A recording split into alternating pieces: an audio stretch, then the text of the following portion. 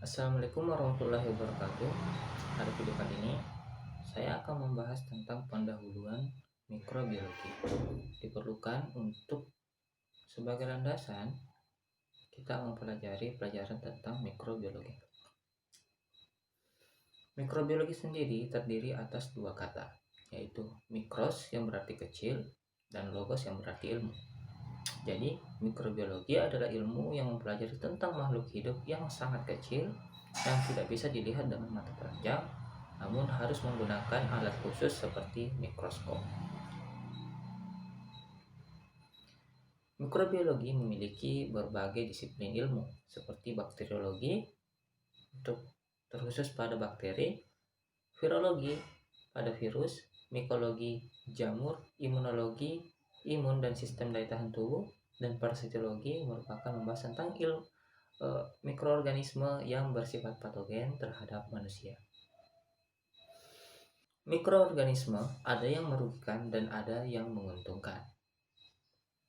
Mikroorganisme yang merugikan yakni yang menimbulkan penyakit pada manusia, seperti mikroorganisme penyebab penyakit TBC yaitu Mycobacterium tuberculosis. Sedangkan yang menguntungkan yaitu mikroorganisme yang bersifat pronormal atau keberadaannya pada tubuh manusia sudah lazim atau tidak menimbulkan penyakit. Bahkan beberapa di antara mereka bersifat menguntungkan karena dapat menghambat pertumbuhan bakteri lain atau mikroorganisme lain yang bersifat patogen. Contohnya, bakteri Escherichia coli yang membantu proses pembusukan makanan dalam usus. Pada mikrobiologi, yang dipelajari dari mikroorganisme adalah kaitannya dengan penyakit infeksi dan dicari jalan bagaimana cara pencegahan, penanggulangan, serta pemberantasannya. Sebagai contoh, ditemukannya antibiotik kemoterapi untuk memberantas kuman-kuman penyebab penyakit infeksi.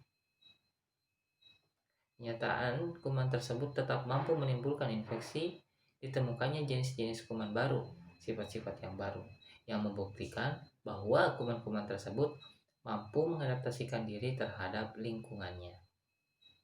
Oleh karenanya itu, selalu dibutuhkan usaha untuk mengidentifikasi dan mencegah suatu penyakit. Sekarang kita bahas tentang evolusi penanggulangan penyakit atau infeksi. Penyakit infeksi sebenarnya sudah dikenal oleh sejak dahulu. Orang-orang purba atau sebelum ilmu pengetahuan berkembang menganggap bahwa penyakit infeksi merupakan suatu kutukan dari dewa atas dosa yang manusia lakukan. Sehingga untuk melakukan penyembuhan penyakit tersebut dilakukan pengorbanan-pengorbanan yang bersifat tidak saintis. Kemudian beberapa tahun setelahnya muncul Hippocrates, yaitu seorang filsuf yang membuat kesimpulan bahwa infeksi atau penyakit terjadi karena dua faktor. Yang pertama faktor intrinsik, yaitu faktor yang terjadi dalam tubuh penderita, dan faktor ekstrinsik atau berhubungan dengan sesuatu yang berada di luar manusia seperti udara dan lain sebagainya. Selanjutnya muncul teori generation spontaneous yang menyatakan bahwa makhluk hidup dapat timbul dari benda-benda mati. Teori ini tidak bertahan lama karena terdapat penemuan-penemuan baru. Seperti pada Antonio Leeuwenhoek yang melihat makhluk-makhluk kecil dalam berbagai cairan dengan menggunakan mikroskop. Karena dia juga yang menemukan mikroskop. Nah, makhluk-makhluk kecil tersebut adalah yang sekarang ini kita sebut sebagai mikroorganisme atau kuman.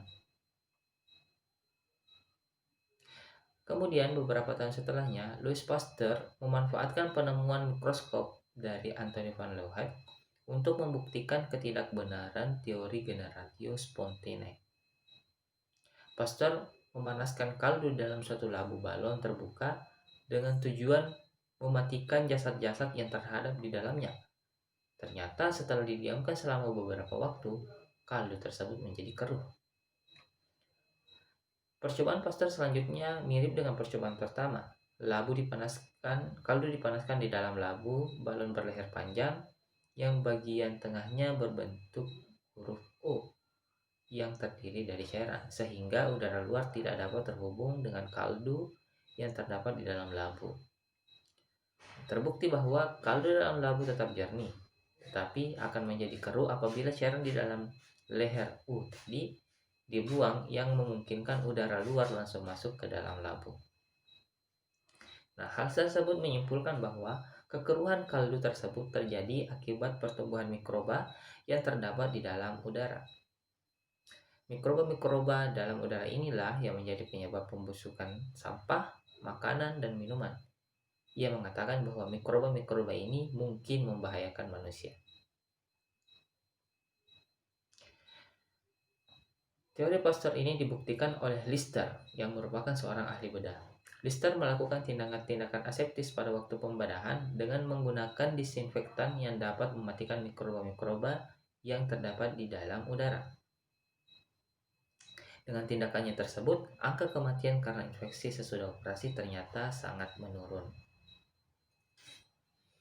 Bersamaan dengan waktu Pasteur, seorang dokter Jerman, Robert Koch, mengadakan penelitian terhadap kuman-kuman antraks yang menyerang ternak. Dalam penelitian tersebut, Koch berhasil mengasingkan kuman antraks dalam bentuk biakan murni atau pure culture dengan mempergunakan pembenihan kuman. Koch membuktikan bahwa kuman-kuman yang diasingkan ini mampu menimbulkan penyakit yang sama bila dimasukkan ke dalam binatang percobaan yang peka. Berdasarkan penemuan tersebut, Koch memformulasikan kriteria mengenai kuman-kuman yang kita kenal sebagai postulat Koch.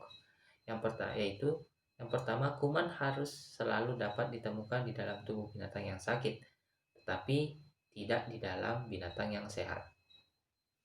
Yang kedua, kuman tersebut harus dapat diasingkan dan dibiarkan dalam bentuk biakan murni di luar tubuh binatang tadi.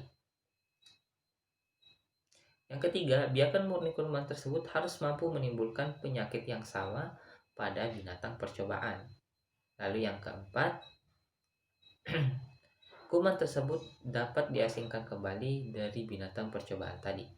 Jadi itu merupakan postulat Koch, di mana untuk mengetahui sebab akibat dari penyakit, kita mengekstraksi atau memurnikan kuman dari hewan yang terinfeksi, lalu menyamakannya dengan bakteri yang sengaja kita infeksikan terhadap hewan yang sehat. Apabila terdapat kesamaan penyakit dan bentuk dari kuman, maka dapat disimpulkan bahwa kuman tersebut menyebabkan penyakit tersebut. Pada tahun 1900, semua jenis kuman penyebab berbagai penyakit penting telah dapat diketahui, seperti Bacillus anthracis, Corynebacterium, diphtheria, Salmonella typhosa, Neisseria gonorrhoeae, Shigella, Dicentra, Treponema pallidum, dan lain-lain.